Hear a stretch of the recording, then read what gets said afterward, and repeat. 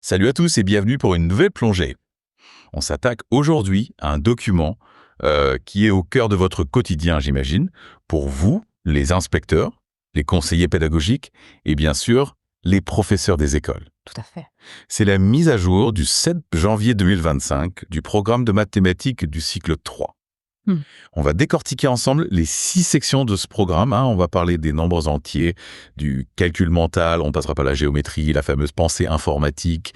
Tout ça pour essayer d'en extraire la substantifique moelle et voir comment ça se traduit concrètement dans vos classes. Exactement. On va essayer d'aller au-delà d'un simple résumé. On va essayer de vous donner des pistes de réflexion et d'application. C'est ça, l'idée de cette plongée, c'est vraiment d'aller en profondeur.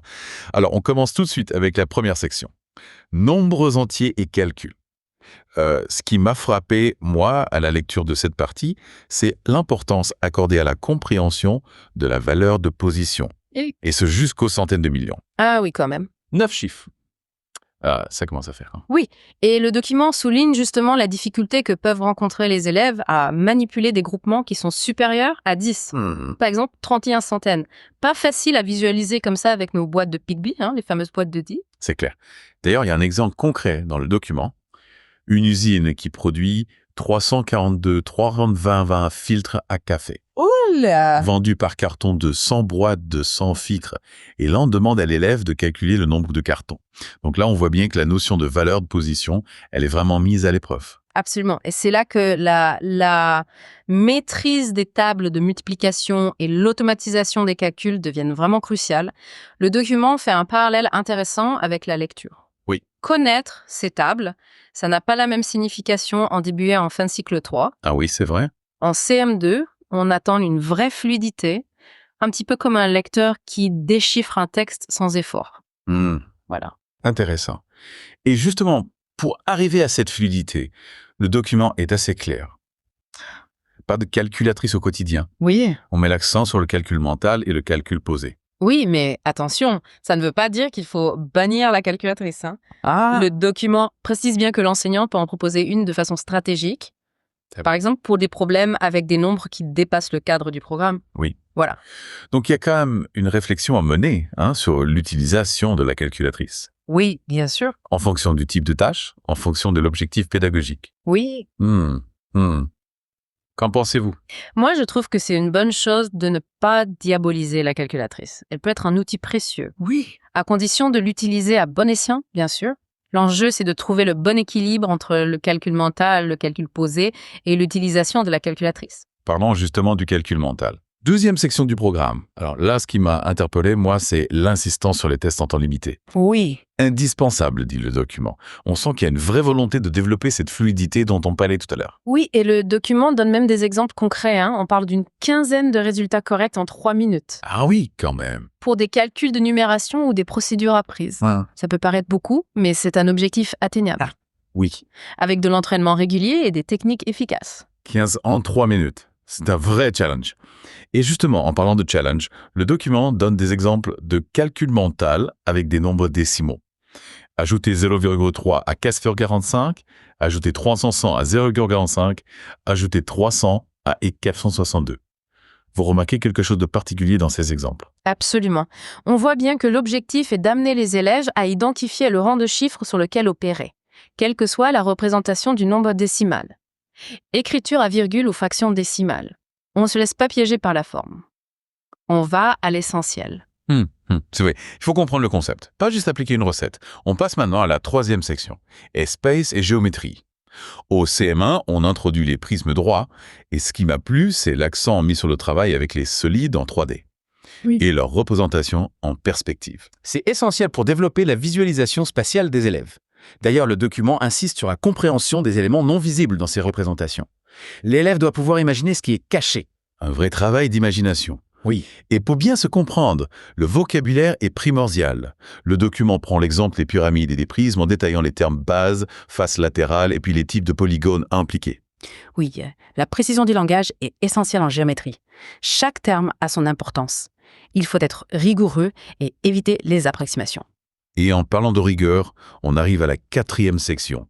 Organisation et gestion de données et probabilité. Ce qui me séduit, c'est l'idée d'utiliser des données réelles. notamment sur des sujets d'actualité. Changement climatique, la pollution. C'est une excellente façon de donner du sens aux mathématiques et de montrer aux élèves que cette discipline n'est pas déconnectée du monde réel. Ils peuvent analyser des données qui les concernent, qui les touchent directement, et développer leur esprit critique. Oui, et le document encourage même à les impliquer dans la collecte de ces données. Par exemple, mener des enquêtes au sein de l'école, analyser des statistiques locales. Tout à fait. L'idée, c'est vraiment de les rendre acteurs de leurs apprentissages, de les faire réfléchir aux sources d'informations, à la manière dont les données sont collectées, traitées. Un vrai travail d'investigation. Et pour représenter ces données, le programme encourage l'utilisation de tableaux, de diagrammes en barres, de diagrammes circulaires, de courbes. Oui, ces outils visuels sont essentiels pour que les élèves comprennent mieux les informations, qu'ils puissent comparer des données, dégager des tendances. C'est une étape clé pour développer leur capacité d'analyse, leur esprit critique. Et on ne se limite pas à la simple lecture de ces représentations. Le document insiste sur la résolution de problèmes, bien sûr, à partir de ces données. Exactement. L'élève doit être capable d'extraire les informations pertinentes, d'effectuer des calculs, de formuler des hypothèses, de tirer des conclusions. Un vrai travail de détective en herbe. Et pour pimenter le tout, on introduit les probabilités. Ah oui. Au CM1, on commence par des expériences simples. Le lancer d'un dé d'une pièce de monnaie. On introduit le vocabulaire de base. Impossible, possible, certain, probable. On apprend à distinguer les événements qui ont une chance de se produire de ceux qui n'en ont aucune. Tout à fait. Et on compare des issues d'expériences aléatoires selon leur probabilité de réalisation. On utilise des expressions comme une chance sur deux, plus de chances que, moins de chances que. On apprend à raisonner en termes de chance, de probabilité. Une compétence essentielle dans la vie de tous les jours. Absolument. Et au CM2, on complexifie un peu les choses. On introduit des expériences à 2 étapes, comme le lancer de 2 pièces de monnaie. On utilise des tableaux à double entrée ou des arbres pour recenser toutes les issues possibles. On apprend à organiser l'information, à visualiser les différentes combinaisons possibles. Et on commence à quantifier les probabilités, sous la forme à chance sur vote, en comptant les issues favorables et le nombre total d'issues. Ouais. Une approche plus précise qui permet de comparer les probabilités de différents événements. On passe du qualitatif au quantitatif. Exactement. On pose les bases du calcul des probabilités. Et avec ça, on a exploré la première moitié de ce programme. On se retrouve dans la deuxième partie pour décortiquer les 3 dernières sections. Avec plaisir. On a encore beaucoup de choses passionnantes à découvrir. Bon, on reprend notre exploration du programme de maths du cycle 3. On a vu dans la première partie l'importance de la compréhension des grands nombres, de la fluidité en calcul mental, de la visualisation en géométrie et du travail avec les données. Exactement. On continue notre voyage au cœur de ce programme, avec la section 5, la proportionnalité. Un concept clé, mais souvent source de difficultés pour les élèves. Qu'est-ce que ce nouveau programme propose pour les aider à mieux comprendre ce concept ? Le programme met l'accent sur une approche progressive et surtout basée sur le sens. On part de situations concrètes du quotidien des élèves, comme le prix des articles dans un magasin ou le partage d'un gâteau. L'idée, c'est de leur faire toucher du doigt la notion de proportionnalité avant de passer aux formules et aux abstractions. Si 4 pommes coûtent 2 €, combien coûtent 8 pommes ? L'élève peut raisonner en se disant que 8 pommes, c'est 2 fois plus que 4 pommes, donc le prix sera 2 fois plus élevé. Simple et efficace. Et au CM2, on complexifie un peu les. Oui, on introduit des situations où on utilise la propriété de linéarité multiplicative plusieurs fois ou en combinant la linéarité multiplicative et additive. Par exemple, si 3 stylos coûtent 6 €, combien coûtent 7 stylos ? Ah oui, là, faut réfléchir un peu plus. On ne peut pas simplement multiplier par 2. C'est ça, l'élève peut choisir différentes stratégies, calculer le prix d'un stylo puis multiplier par 7 ou calculer le prix de 6 stylos puis ajouter le prix d'un stylo. L'important, c'est de choisir une stratégie adaptée et de la justifier. Donc on encourage la flexibilité et l'adaptation plutôt que l'application d'une recette unique. Exactement. Et pour éviter le piège des automatismes sans compréhension, le programme déconseille l'utilisation des tableaux de proportionnalité au cycle 3. Ah bon, pourtant les tableaux de proportionnalité sont souvent utilisés pour aborder ce concept. Oui, mais leur utilisation peut être prématurée et conduire à une application mécanique sans réelle compréhension. Le programme préfère miser sur le raisonnement verbal et la construction de relations entre les grandeurs. Je comprends. On apprend aux élèves à identifier les liens de proportionnalité, à les exprimer en langage naturel et à les utiliser pour résoudre des problèmes concrets. C'est ça, l'objectif, développer une compréhension profonde et une vraie flexibilité de pensée. Et on arrive maintenant à la dernière section de ce programme, l'initiation à la pensée informatique. Un sujet qui suscite beaucoup d'intérêt et peut-être aussi quelques appréhensions. Pas facile de se lancer dans l'univers du code quand on n'est pas forcément un expert en informatique. Rassurez-vous, le programme propose une approche progressive et ludique adaptée à l'âge des élèves.